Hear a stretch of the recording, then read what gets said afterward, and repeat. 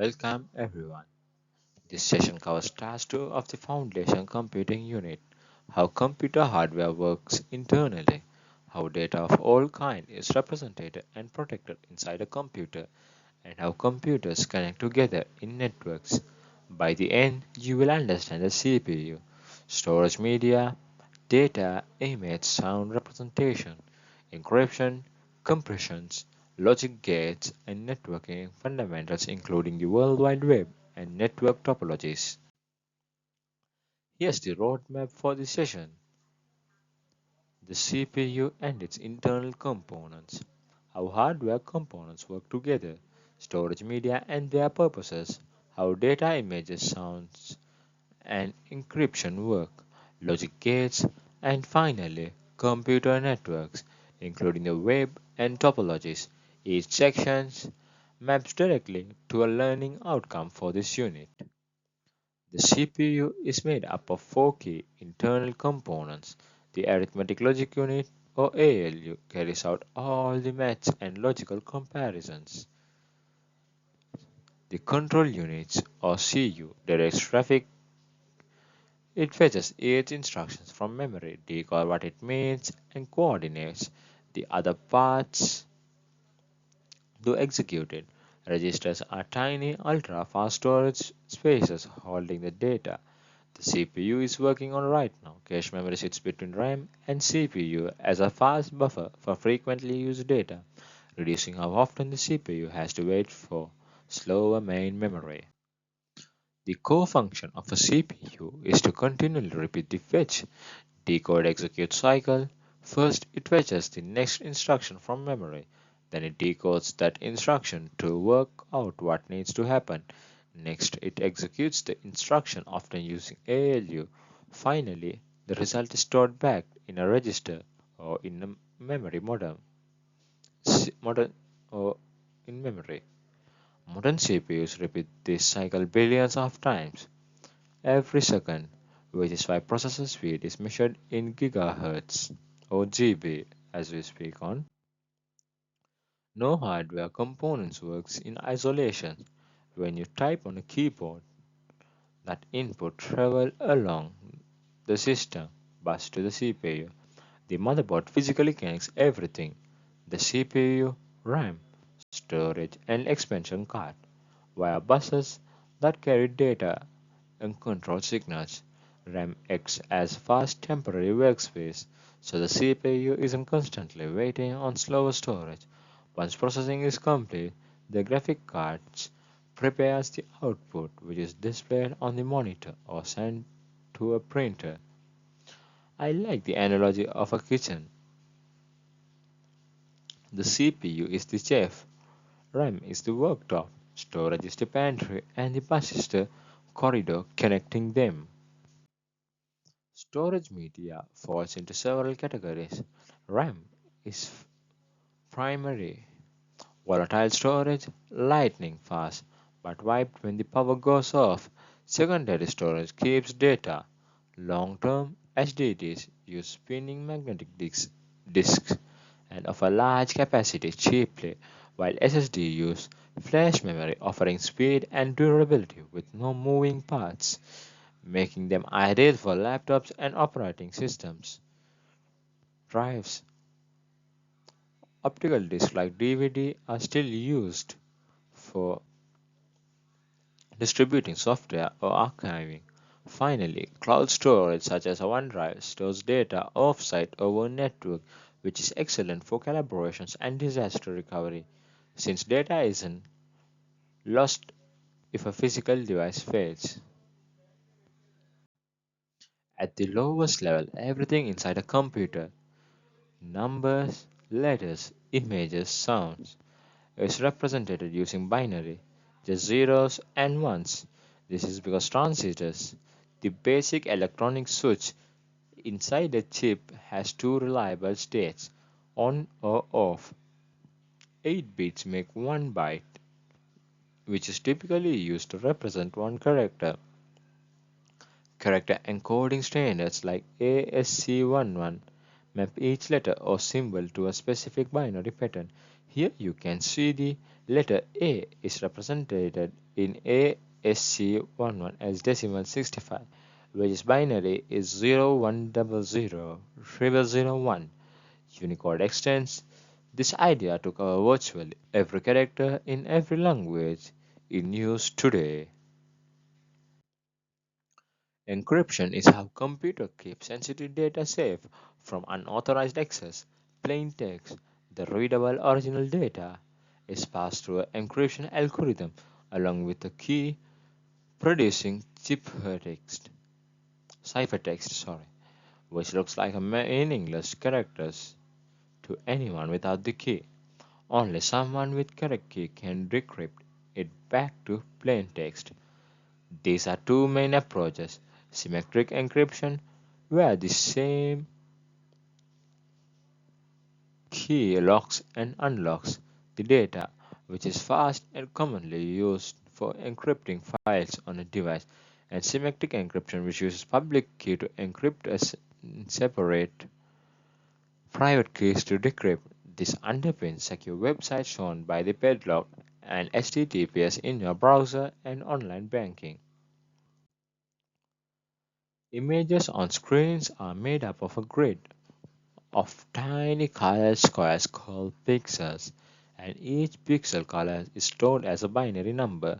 A common approach uses 8 bits each for red, green, and blue, giving 24 bits per pixel and millions of possible colors.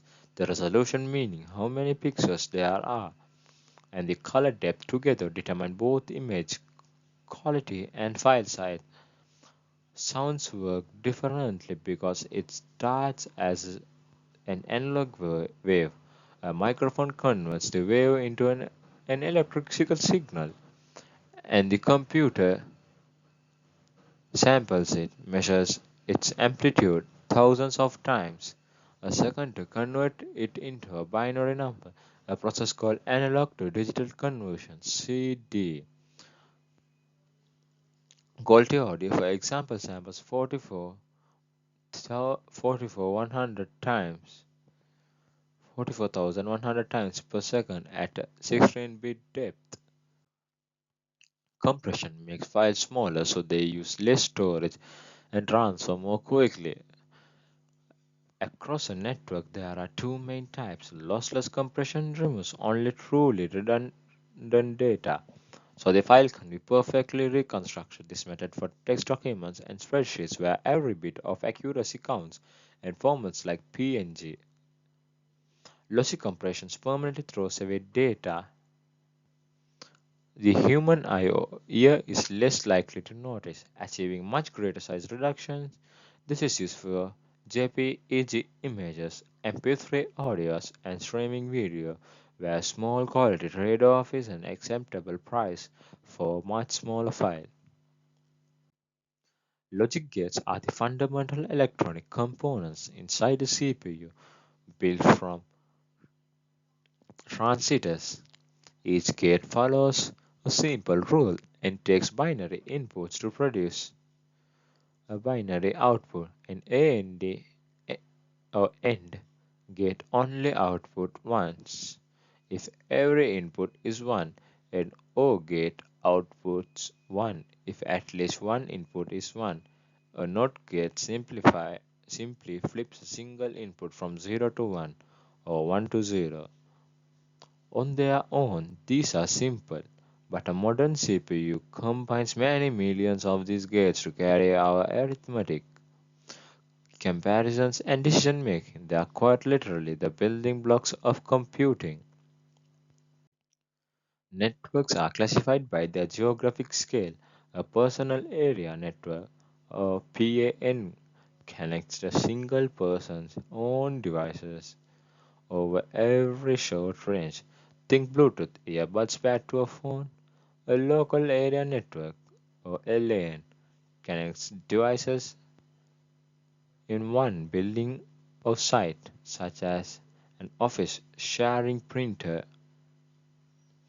A metropolitan area network, or MAN, links several LANs across a city or large campus. and a wide area network or WAN spans a large region or the whole globe. The internet itself is the largest WAN in existence, connecting millions of smaller networks together. A network needs three things working together: hardware physically links devices, routers direct traffic between networks, such as connects devices within a LAN, and every device needs a network interface card. Software manages the connection. Protocols like TCP or IP define how data is packaged and addressed, and firewall software controls where traffic is allowed through. Finally, transmission media is how the signal actually travels. Wired media like twisted pair, Ethernet cable, or fiber optic cable which uses light and offers very high speed over long distance, or wireless media like Wi-Fi, Bluetooth, and satellite which trade some speed and reliability for mobility and easily installation. The World Wide Web relies on several core technologies. HTTP and its secure version HTTPS are the protocols that transfer web page data between your browser and the server. HTML is the markup language that structures a page's content, while CSS controls how it's styled and laid out. Every website has a URL and the domain name system, or DNS, translate that human readable address into the numeric IP address.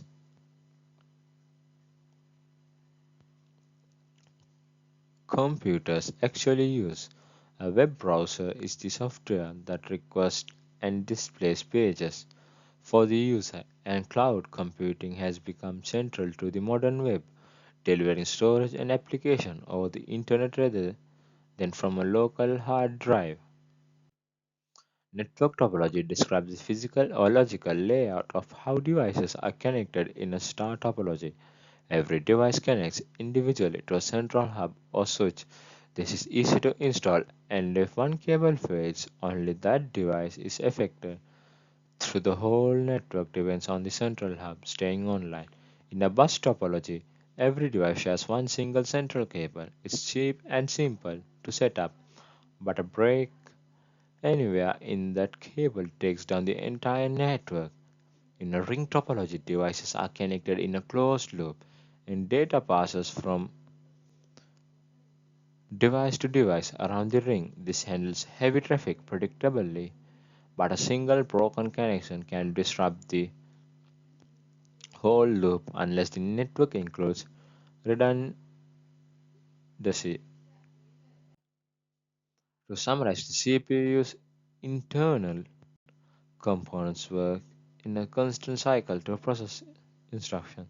Hardware components only functions because they are connected via the motherboard and buses. Storage spans fast volatile RAM through the large capacity and secure portable options.